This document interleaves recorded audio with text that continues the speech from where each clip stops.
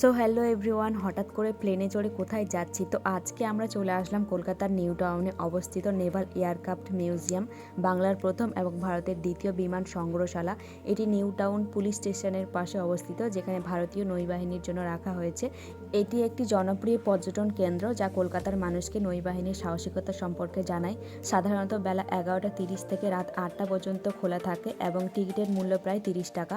এটি বাংলার বিমান প্রেমীদের জন্য একটি দারুণ অভিজ্ঞতা। এটি রয়েছে নিউ টাউন অ্যাকশন এরিয়া 1, নারকেল বাগান ইকো পার্কের কাছে। এখানে বাচ্চাদের খেলার সাথে সাথে অনেক কিছু শেখারও জিনিস রয়েছে, যেগুলো সেনাবাহিনীরা যুদ্ধের সময় ব্যবহার করে থাকে।